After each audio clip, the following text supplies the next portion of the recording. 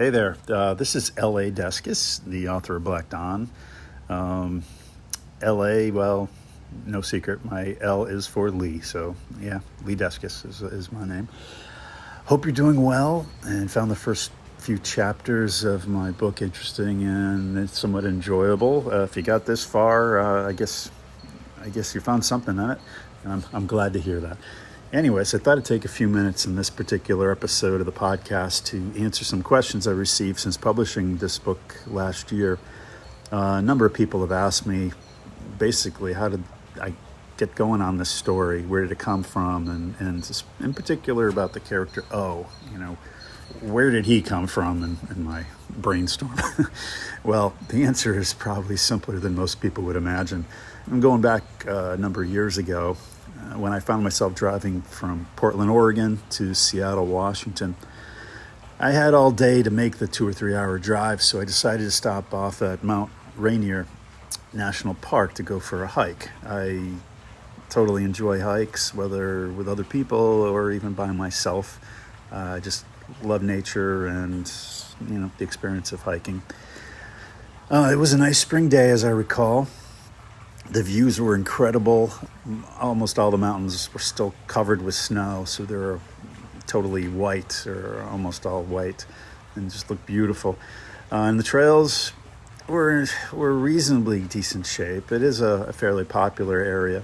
Snow was still kind of all around, mixed in patches around the trail, so you did occasionally have to watch out, your feet and for mud or ice or even the snow itself. So I wasn't paying much attention to the time, or I'm not from the West Coast, so the time zone was a little different for me. But anyways, I kind of pushed myself to get this peak on the lower side of the mountain. Got up there, I remember taking, a couple hours to get up there, and again, just beautiful everywhere. Kind of lost myself and all that.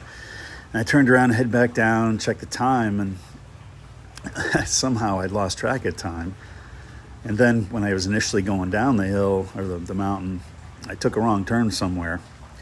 And what I found myself kind of speeding up to head back towards my car because the sun was going down kind of quickly.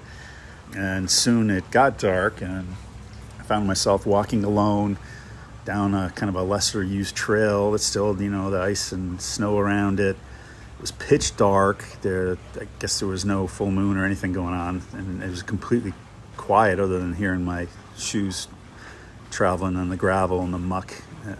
And I had to yank out my iPhone, and that was pretty much the only light I had. And I was using an AllTrails app to help guide me, which was kind of saved me. So there I am, just kind of following my iPhone and using what light I could get from it.